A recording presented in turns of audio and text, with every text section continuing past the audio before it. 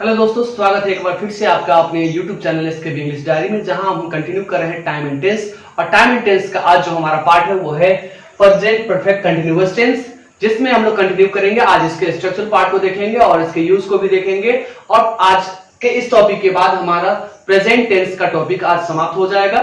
तो उम्मीद है कि अभी तक आपने पिछला वीडियो सभी देख लिया है। अगर नहीं देखे हैं तो डिस्क्रिप्शन में जाइए और जल्दी से वहां से जो लिंक है पहले पुराने वीडियोस को देखिए, पिछले वीडियोस को देखिए, जिसमें simple present tense, present continuous tense, present perfect tense and तब जाकर आप इस वीडियो को वॉच करेगा, ज्यादा समझ में आएगा, क्योंकि सभी वीडियोस एक दूसरे से रिलेटेड हैं और वो आपके लिए ज्यादा बेनिफिशियल होगा।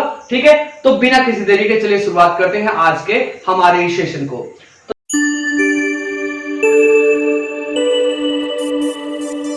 सबसे पहले आज देखते हैं कि प्रेजेंट परफेक्ट कंटिन्यूअस टेंस का स्ट्रक्चर क्या पॉसिबल है। तो यदि प्रेजेंट परफेक्ट कंटिन्यूअस टेंस के स्ट्रक्चर की हम बात करें तो देखिए सबसे पहले क्या होता है बच्चे, सब्जेक्ट प्लस हैज और हैव, हैज और have plus been plus verb 4 plus object plus यहां पे हम लोग रखेंगे फॉर और सिंस को, और उसके बाद जो हो जाएगा हमारा हो जाएगा टाइम एक्सप्रेसिंग वर्ड्स। लास्ट में आपका फुल स्टॉप हो जाएगा। इसमें ध्यान देना है क्या कि हमने अभी तक प्रेजेंट परफेक्ट में क्या पढ़ा था कि सब्जेक्ट प्लस हैज है प्लस वर्ब 3 पढ़ा था हमने। और इसमें क्या है कि प्रेजेंट परफेक्ट तो ऑलरेडी है और इसमें बढ़ क्या रहा है, तो बढ़ रहा है हमारा कंटिन्यूअस। इसमें हमारा कंटिन्यूअस एक्स्ट्रा बढ़ रहा है। तो इस वजह से स्ट्रक्चर में आप क्या ध्यान देंगे कि स्ट्रक्चर में परफेक्ट वाला पार्ट होगा ही होगा, क्योंकि सब्जेक्ट ये हमारा सब्जेक्ट है, ये हमारा हैज और हैव है, और ये बीन जो है बच्चे ये वर्ब 3 है। बी का तीसरा रूप जो होता है वो बीन होता है और ये वर्ब 3 है। इस वजह से प्रेजेंट परफेक्ट तक का पार्ट हमारा यहाँ पे हो जाता है। और उसके बाद क्योंकि इसमें हमें कंटिन्यूअस करना था, इस वजह से हमने यहाँ पे वर्ब 4 का यूज किया है, मेन वर्ब 4 का यूज किया है, और उसके साथ ऑब्जेक्ट, और यहाँ पर एक नया चीज आया फॉर और सिंस, उसके बाद टाइम एक्सप्रेसिंग वर्ड्स। ये जो है ये आपको रह भी सकता है और नहीं भी रह सकता है। सेंटेंस में टाइम आपको रहेगा भी और नहीं भी रहेगा, तो उसका ये आगे की बात है, ऑब्जेक्ट की आगे की बात है। अगर टाइम दिया हुआ है तो फॉर और सिंस का यूज करना है, अगर टाइम नहीं दिया हुआ है तो हमें ऑब्जेक्ट तक ही सेंटेंस को समाप्त कर लेना है। चलिए अब देखते हैं, एक एग्जांपल इसका लेते हैं तो ज्यादा हमें समझ में आएगा। जैसे I have been teaching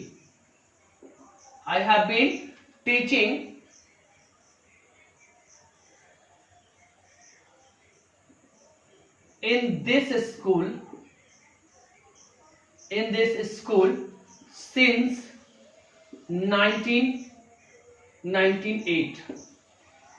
मैं जो हूं इस विद्यालय में 1998 से पढ़ाता रहा हूं या पढ़ाता आ रहा हूं। ठीक है, अब इसमें देखिए 1998 से आप देखेंगे अभी हमारा क्या टाइम है, 2022। अब यहां तक क्या है, इसके बीच का जो सफर है वो बच्चे कंप्लीट हो चुका है। इस वजह से ये हमारा परफेक्ट हो गया और अभी भी यह क्या है, जारी है। तो इसके बाद का जो होगा वो चला जाएगा किसमें, कंटिन्यूअस में चला जाएगा। इस वजह से इस टेंस को हम लोग नाम देते हैं प्रेजेंट परफेक्ट कंटिन्यूअस टेंस। और जब इसका एग्जांपल लेंगे, इसको और दूसरे तरीके से जब मैं समझाऊंगा तो वो ज्यादा आपको समझ में आएगा। फिलहाल इस एग्जांपल से समझने का प्रयास करिए। अब इसमें देखिए बच्चे, इसमें यहाँ पे ये सब्जेक्ट हो गया, हैज और हैव हेल्पिंग वर्ब है हमारा, आई के साथ हैव का यूज होता है, बीइंग ये वर्ब 3 है, यही परफेक्ट इसको बनाता है, टीचिंग ये वर्ब 4 है हमारा, इन दिस स्कूल ये हमारा ऑब्जेक्ट हो जाएगा। अब यहाँ पे फॉर और सिंस के जगह पे हमने क्या यूज किया है, सिंस यूज किया है, और देन ये इसका टाइम क्या था, 1998। ये क्लियर हो गया। अब इसमें सबसे बड़ा सवाल आता है कि हमने यहाँ पे सिंस का यूज क्यों किया, हमने फॉर का यूज क्यों नहीं किया। अभी देखिए फॉर और सिंस में है क्या, फॉर और सिंस कहां कैसे यूज करना है। तो बच्चे हमेशा ध्यान रखिएगा कि फॉर और सिंस दोनों टाइम को ही एक्सप्रेस करता है, टाइम के लिए ही यूज होता है, टाइम से पहले ही यूज होता है। और इसका हिंदी यहाँ पर से आता है। फॉर और सिंस का हिंदी यहाँ पे क्या आएगा, यहाँ पे से आएगा, ठीक है, से आएगा। अभी देखिए, अब इसको समझने का प्रयास करते हैं। फॉर क्या है और सिंस क्या है। मान लीजिए कि कोई समय आपको दिया, ठीक है, यह दोनों क्या है, एक टाइम लेंथ है और एक टाइम ड्यूरेशन है। एक टाइम ड्यूरेशन है जो फिक्स्ड होता है। हमने एक समय लिया 1 आवर। अब यहाँ पे 1 आवर में आप क्या देखेंगे कि 1 आवर जो है यह पूरी तरीके से कंप्लीट टाइम है। यह एक क्या है, टाइम ड्यूरेशन है। यह क्या है, टाइम ड्यूरेशन है। अब यह टाइम ड्यूरेशन जो है 1 आवर की बात आप कभी भी करेंगे, किसी भी एस्पेक्ट में कभी भी जाकर लिखेंगे तो 1 आवर जो है कभी भी चेंज होकर 5 आवर 2 आवर में यह चेंज होने वाला बिल्कुल भी नहीं है। इसका दोनों पार्ट क्या होता है, दोनों लेंथ जो होता है वो लॉग्ड होता है, पूरी तरीके से क्या होगा, लॉग्ड होगा। तो उस टाइम के लिए जो जिसका दोनों स्टार्टिंग पॉइंट और एंड पॉइंट दोनों क्या हो बच्चे, लॉग्ड हो, पूरी तरीके से बना हुआ हो, तो उसके लिए हम लोग क्या यूज करते हैं, फॉर का यूज करते हैं। उसके लिए हम लोग फॉर का यूज करेंगे। बट दूसरी तरफ देखें कि टाइम का स्टार्टिंग पॉइंट दिया हो, स्टार्टिंग पॉइंट दिया हो बट इसका एंड पॉइंट नहीं दिया हुआ है। लाइक अभी जैसे हमने लिखा था 1998, ये 1998 जो है इसका स्टार्टिंग पॉइंट है। यह कब समाप्त होगा यह चीज दिया हुआ नहीं है। तो इस कंडीशन में क्या हो जाएगा कि इस कंडीशन में यहां पे देखिए कि एक पॉइंट इसका लॉक्ड है और दूसरा तरफ क्या है, ओपन है, ठीक है। दूसरा पार्ट इसका, दूसरा पॉइंट जो है वह ओपन है, वह लगातार बढ़ते रहता है। अगर अभी 2022 में हम बात कर रहे हैं तो यह लगभग 24 ईयर्स होता है। अगर इसी सेंटेंस को अगर हम पढ़ेंगे 2025 में तो कितना हो जाएगा, 27 ईयर्स हो जाएगा। कहने का मतलब है कि समय के अलग अलग एस्पेक्ट में पढ़ने पर ये टाइम जो है ऑटोमेटिक बढ़ता और घटता है। तो उस कंडीशन में, उस कंडीशन के लिए हम लोग क्या यूज करेंगे, यहां पर सिंस का यूज करेंगे। जैसे हमने लिखा कि वह सुबह से खेलता रहा है, he has been playing since morning. अब सुबह से स्टार्टिंग पॉइंट दे दिया कि सुबह से खेल रहा है। अब खेलने का काम अगर दोपहर में इस बात को मैं बोला तो कुछ और टाइम ड्यूरेशन निकलेगा। अगर उसी चीज को मैं शाम में बोल रहा हूं तो कुछ और टाइम ड्यूरेशन निकलेगा।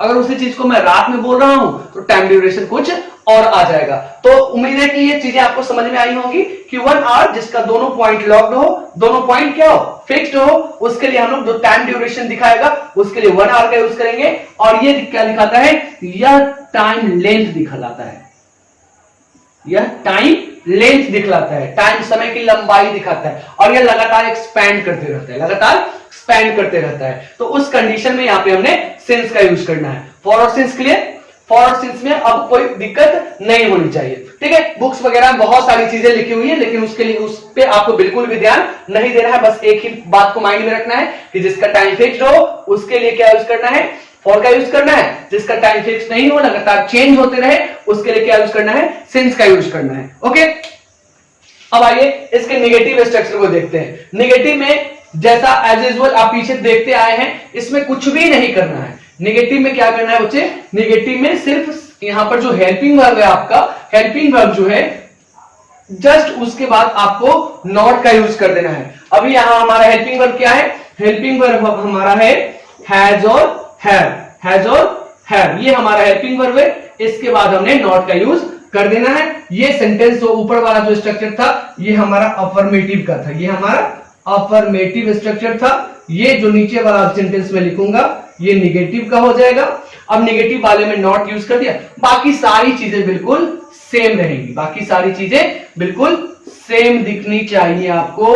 बुक्स वगैरह में बच्चे ऑब्जेक्ट तक देकर ही छोड़ देता है, फॉर सिंस ये सारी चीजें आपको लिखी हुई नहीं मिलेंगी। Time expressing words, time expressing words, ये ऑब्जेक्ट के बाद आपको चीजें नहीं मिलती हैं बुक्स वगैरह में। और जायज भी है क्योंकि सेंटेंस में हमेशा टाइम आपको लिखा हुआ नहीं मिलता है। बट यहाँ पे हम उसको लेकर चलेंगे कि हमारे पास यदि टाइम आएगा तो लगाएंगे, नहीं आएगा तो नहीं लगाएंगे। चलिए ये तो हो गया निगेटिव। अब यदि इसका इंट्रोगेटिव देखा जाए, इसके इंट्रोगेटिव की बात करें तो सब कुछ सेम रहेगा, सिर्फ आपको हैज और हैव को क्या कर लेना है, बाहर निकाल लेना है। हैज और हैव को यहां से आपको क्या कर लेना है, बाहर निकाल लेना है। तो बाहर जब हम निकालेंगे तो क्या हो जाएगा, हैज और हैव, हैज और हैव और उसके बाद हमने सब्जेक्ट को रखना है, सब्जेक्ट, और उसके बाद यहीं पे नॉट को भी मैं रख लेता हूं। यदि इंट्रोगेटिव में निगेटिव भी रहे तो यहां पे नॉट का यूज करेंगे, अदरवाइज नॉट का यूज नहीं करेंगे, ये हमारा ऑप्शनल हो जाएगा। ठीक है, अगर नॉट इंट्रोगेटिव में लगा हुआ है तो नॉट लगाएंगे, अन्यथा छोड़ देंगे। ठीक है, और बाकी सारी चीजें आपका been plus verb four plus object plus यहाँ पे फॉर और since and then time expressing words, time expressing words, और टाइम एक्सप्रेसिंग वर्ड्स के बाद यहाँ पे जो चेंज हो रहा है वो साइन ऑफ इंट्रोगेशन। अभी तक आप देखे थे कि ऊपर वाले और अफर्मेटिव और नेगेटिव में फुल स्टॉप यूज कर रहा था मैं, यहाँ पे क्या यूज करना है, साइन ऑफ इंट्रोगेशन का यूज करना है। ठीक है, अब इंट्रोगेटिव का दो पार्ट होता है, ये तो हो गया यस नो वाला, और दूसरा क्या होगा, दूसरा आपका WH वर्ड वाला जो होता है वह WH वर्ड से स्टार्ट होगा, और बाकी सारी चीजें जो है यह इंट्रोगेटिव यस नो वाला कॉपी होकर यहां आ जाएगा। ठीक है, इस तरीके से इसका स्ट्रक्चर पार्ट होता है समाप्त। अब सेंटेंस के अकॉर्डिंग आप इसको समझने का प्रयास करिएगा, दो चार क्वेश्चंस डील करिएगा। ठीक है, और इससे कहीं भी किसी तरीके कोई समस्या आपको इस स्ट्रक्चर के बाद नहीं आनी है। ठीक है, अभी चलिए इसमें अब कुछ इसका यूज हम देख लेते हैं। बिल्कुल सिंपल सा इसका यूज है ग्रामेटिकल तरीके से।